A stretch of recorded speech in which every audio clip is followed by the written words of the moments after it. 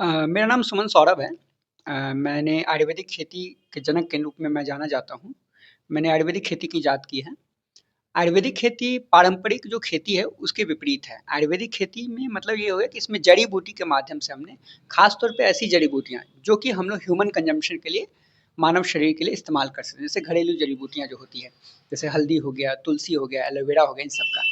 वृक्षा आयुर्वेदिक अलग चीज़ है। वृक्षा आयुर्वेद में हम लोग खरपतवार से बनी हुई दवाएँ बनाते हैं। लेकिन इसमें जो हो गया है जड़ी-बूटी जो ह्यूमन 100% ह्यूमन कंज़म्पशन है, जो हमारी दवाएँ होती है या हम जो खाद बनाते हैं, पेस्टिसाइड बनाते हैं, आयुर्वेदिक पेस्टिसाइड, ये सारा कुछ ह्यूमन मतलब इवन इन द क्रॉप्स आप इसे क्रॉप्स में भी इस्तेमाल कर सकते हो और डायरेक्टली ह्यूमन अगर कोई इसे कंज़्यूम भी कर जाए, तो उसे स्वयं सेवन करने पे उसे इंसानों को कोई नुकसान नहीं। तो इस तरह से जो उसका प्रोडक्शन निकलता है, वो 100% इको फ्रेंडली और ह्यूमन हेल्थ फ्रेंडली होता है। मानव स्वास्थ्य हितकर होता है। जैसा कि आज मीडिया टीम आपके पास पहुंची है जानने के लिए कि आयुर्वेदिक खेती के जनक भी आप कहलाते हैं। जी। क्या कुछ खास रहा सर आपने अगर शुरुआती दौर की अगर बात करें तो शुभारंभ आपने कब किया और आज इस जगह से अक्टूबर 2025 का जो महीना चल रहा है क्या कुछ खास रहा इतने वर्षों के अंतराल में किस तरीके का आपने एक नया प्रोडक्टिविटी जिसको बोलते हैं कि नया इजाद किया और आयुर्वेद खेल को बहुत ज्यादा महत्व बढ़ाने के लिए लोगों को आपने एक पूरी तरह से एक प्रयत्न किया एक बेहतर रिपोर्ट एक बेहतर संदेश। इसकी शुरुआत सबसे पहले 2008 में हुई थी। 2008 में मैं क्लास 8-9 में था तब मैंने इसकी शुरुआत मैं ऑन रोड अपने स्कूल जा रहा था स्कूल जा रहा था। तो समस्तीपुर में मेरी शिक्षा दीक्षा हुई है, तो वहाँ मैं स्कूल जा रहा था अपने। तो स्कूल जाने के दौरान गली में और दीवारों पे मैं देखा कि जो खरपतवार होते हैं, दुब हो गया, मोथा हो गया, या जॉली ग्रास हो गया, ये सब उग जाते थे। तो मैंने सोचा कि विदाउट इन जो हम लोग क्रॉप्स के लिए हम लोग को सॉइल की ज़रूरत पड़ती है, फर्टिलाइज़र की ज़रूरत पड़ती है, लेकिन वो विदाउट सिर्फ़ वाटर जो उनको बारिश का पानी मिलता है, उससे उग जा रहे थे। माना कि बीज उनको जो है चिड़िया के माध्यम से आ रहे हैं, लेकिन वो उग जा रहे थे। तो मैंने बोला कि जब ये उग जा रहे हैं, तो ये खरपतवार है और इनका इनका विलुप्तीकरण भी वो अपने आप हो जाता है। ऑक्सीजन होते हैं अपने आप, फिर वो नेक्स्ट ईयर हो जाते हैं। तो मेरे मन में एक ख्याल आया कि क्यों ना इसको खत्म करने के लिए मैंने कई बार रेलवे में देखा, उस दौरान मेरे रेलवे पे मेरे ज़्यादा टूर रहते, तो रेलवे में देखा कि रेलवे वाले उसको जलाते हैं, तो उससे प्रदूषण बहुत ज़्यादा होता है। तो रेलवे वाले जलाते थे, कुछ केमिकल्स हो रहा उतना मेरे को समझ में नहीं थी क्या केमिकल्स, तो मैंने इस पे और पढ़ाई शुरू की। पढ़ाई शुरू की तो मेरे को पता चला उसको वीड्स कहते हैं। उस दौरान मेरे को पता चला उसको वीड्स कहते हैं, खरपतवार कहते हैं। तो मैंने उसके लिए आयुर्वेदिक प्रोडक्ट्स मैंने बनाने की सोची। क्यों? क्योंकि मेरी माताजी जो हैं, वो डिप्लोमा इन आयुर्वेदिक प्रोडक्ट्स हैं, डीएपी कर रखी हैं बेगूसराय से। तो उनकी किताबें मेरे को किताबें पढ़ने का मेरे को शुरुआत से इंटरेस्ट रहा है, रुचि है, तो इस कारण से मैंने उनकी किताबों को पढ़ा। तो मैंने बोला जब ह्यूमन कंजम्पशन के लिए हम लोग दवाएँ जड़ी-बूटी के बना सकते हैं, चाहे खाँसी की दवा हो, घरेलू नुस्खे बना सकते हैं, तो क्यों ना हम लोग उसको पौधे के लिए भी बनाया जाए। क्योंकि अंतिम जो जितने भी मानव जितनी भी सृष्टि ईश्वर ने रचनाएँ की हैं, जितनी भी तरह की जीव-जंतु की रचनाएँ हुई हैं, सभी भोजन पे ही टिके हुए हैं, चाहे उनका भोजन का रूप कोई भी हो।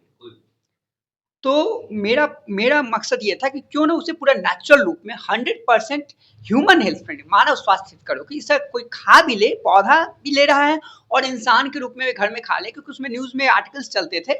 आप देख सकेंगे 2006 से लेकर 2010 के बीच का आप आर्टिकल्स न्यूज़ का निकालिए कि हर एक घर में किसी ने पॉइज़न खा लिया, घर में रखी हुई दवा को खा के मर गए, किसी घर में तनाव हुआ। तो मैंने बोला कुछ ऐसी अब खेती के लिए तो किसानों को दवा चाहिए। वो यूज़ करेंगे। और हमारे सबसे बड़ी हमारी विडंबना ये है कि हमारे देश की राजनीतिक स्थिति चाहे किसी भी सरकार की हो, किसी पार्टी की हो, उसमें ऐसी स्थिति है कि जो ह्यूमन कंजम्पशन की जो क्रॉप प्रोडक्शन की जो दवाएँ हैं, वो without any prescription, without any कोई उसके दिशा निर्देश के हर दुकानों में कोई व्यक्ति जाके खरीद सकता है। और जो कि साफ और केमिकल जो इतनी कंपनी वाले हैं, वो बहुत छोटे अक्षर में लिख देते हैं खतरा। जो कि हमारी शिक्षा पद्धति जो हमारी है भारत देश की, उसमें हर किसी को समझ में नहीं आता और इंग्लिश में लिखा रहता है तो ज़्यादातर व्यक्ति को समझ में नहीं आता है। जिस कारण से लोग उसका सेवन कर लेते हैं। लोगों को पता है ये चूहे मारने की दवा है, ये कीड़े मारने की दवा, लोग खा लेते हैं। घर में तनाव हर किसी के घर में होता है, तो उस कारण से लोग खा लेते थे, मर जाते थे। और ये आप लगभग उस दौरान चेक करेंगे, लगभग 30 से 40% जो है केसेस ऐसे आ रहे थे और उसमें कई सारे केसेस में मृत्यु ऑन द स्पॉट हो जा रही थी। तो मुझे इस बात का दुख हुआ, तो मैंने इसके लिए सोचा कि आयुर्वेदिक बनाएं। फिर मैंने अपना रिसर्च चालू किया। उसमें फिर मेरी चूँकि ईश्वर रूपी मेरे को एक शक्ति मिली हुई है कि मैं किसी भी चीज़ की पढ़ाई करूँ या किसी भी समस्या को जानूँ, तो उस पे मेरा इन्वेंशन हो जाता है। नॉट इवन इन एग्रीकल्चर, सिर्फ एग्रीकल्चर में नहीं। मैंने कोविड का डीएनए बेस्ड वैक्सीन के लिए मैंने सबसे पहली बार बोला था। दिसंबर 2019 में सबसे पहली बार इंडिया में पता चला कोविड का केरला में एक केस है, और मैंने फरवरी में ही 1 फरवरी को मेरी रिसर्च पब्लिश हो गई थी रिसर्च गेट पे कि DNA based vaccine corona vaccine बन सकती है। और उसी रिसर्च पे जायडस ने और उधर 4000 रिसर्च 4000 से ज़्यादा स्टडी है, उसमें आप जाके देख सकते हैं। तो उसी पे जायडस कंपनी वगैरह ने अपना रिसर्च किया। इसके अलावा मेरा बायोफ्यूल से रिलेटेड भी मेरा है। एल्गी जो माइक्रो एल्गी होता है उसको नॉर्मली जो फॉर्मली रूप में 8 से 10 दिन समय लगता है, पानी कहीं टिका स्टेगनेंट वाटर होता है कहीं टिका रहता है, तो वहाँ पे 8 से 10 दिन लगता है उगने में। लोग केमिकल प्रोसेस के तरह में 8 घंटे में उपजा सकते हैं, मैंने उसको 20 से 40 मिनट्स में किसी माइक्रो एल्गी को मैं जनरेट कर सकता हूँ। और माइक्रो एल्गी का हर एक चीज में इस्तेमाल होता है, हर एक चीज में। जितना भी आप ह्यूमन कंजप्शन के लिए डायरेक्टली यूज करते हैं, तो चाहे साबुन हो गया जिसमें भी जेलेटिन वगैरह का इस्तेमाल हो, हर एक चीज में। तो मैंने सोचा कि अगर इसे सस्ते किफायती रूप में हम 10 रुपए में 250 ग्राम एल्गी का निर्माण कर सकते हैं। तो जिस तरीके से सर आपने बताया कि अगर देखा जाए तो आपने यथार्थ पूरी तरह से बता दिया कि हाँ भाई अब आयुर्वेद जो खेती जो है वो पूरी तरह से अब हर लोग कर सकते हैं, हर लोग कर सकते हैं, घर घर में लोग कर सकते हैं बिल्कुल। लेकिन ये जागरूकता का जो कार्यक्रम जो था, ये जागरूकता कार्यक्रम लोगों में अब तक क्यों नहीं बना? देखिए, देखा जाए तो नहीं देखिए, इसका जागरूकता कार्यक्रम ऑलरेडी बनी हुई है, लेकिन चूंकि आपने आपने 2015 से पहले आपने कभी भी इंडिया में किसी भी ऐसी कंपनी देखी, वही सारी कंपनी जो केमिकल के बाद जब ये 2022-23 का एक मेमोरेंडम जारी हुआ गवर्नमेंट ऑफ इंडिया के थ्रू कि जो भी केमिकल कंपनी वो 5% उनको बायो प्रोडक्ट उनको बनाना है, या उनके प्रोडक्ट में 5% बायो मिलना चाहिए, मतलब प्लांट्स बेस्ड कुछ होना चाहिए।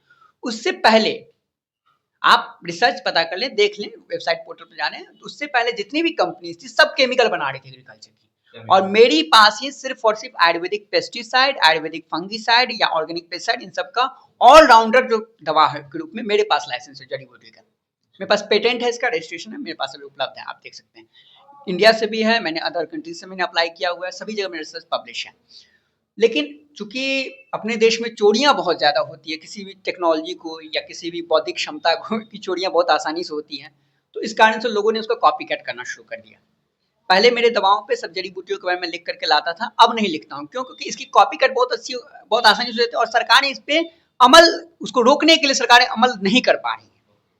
तो इसके लिए मैंने लिखना बंद किया। मेरे पास अपना रिसर्च तो मैंने, तो जितनी भी आप मार्केट में ऑर्गेनिक पेस्टिसाइड कंपनी देंगे, सभी की जो उसमें जड़ी बूटियां इस्तेमाल करें, सो मेरे रिसर्च में है। और मेरे पास ये खुद का रिसर्च है, 2015 से पहले का मैं रिसर्च किया हुआ है, उससे पहले किसी भी कंपनी के पास नहीं थी ये चीज।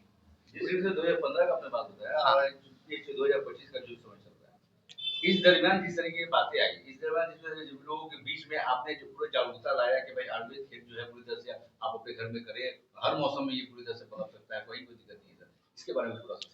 जी, हमारा फोकस इस बात पे रहा, मैं ज़्यादातर रिसर्च पे फोकस करता हूँ, मैं मार्केटिंग पे फोकस कम करता हूँ। कारण ये है क्योंकि मेरा फोकस है कि दुनिया को बेहतर बनाना। इसके बाद अब बेंजामिन फ्रैंकलिन ने अपना रिसर्च करके वो चले गए, लेकिन लोग उनके रिसर्च को इस्तेमाल कर रहे हैं। तो मेरा फोकस इस बात पे रहा है कि मैं जो रिसर्च करके जाऊँ वो आज नहीं तो कल आगे लोग उसको, क्योंकि उसकी ज़रूरत पड़ने वाली है। तो मेरा फोकस इस बात पे रहा है कि आयुर्वेदिक खेती को ऐसा सुगम बनाया जाए, ऐसी खेती पद्धति तैयार की जाए जो कि हर घर अपने जैसे 1/8 पार्ट, इवन 4 कट्ठा, अपने बिहार में कट्ठा कहते हैं ना, 4 कट्ठा में आप 5-6 लोगों के लिए सालों भर का भोजन आप उत्पादन कर सकते हैं। एक एक चीज आपको सिर्फ सॉल्ट ही खरीदने की जरूरत पड़ेगी, बाद बाकी चीज आप अपने घर से इस्तेमाल कर सकते हैं।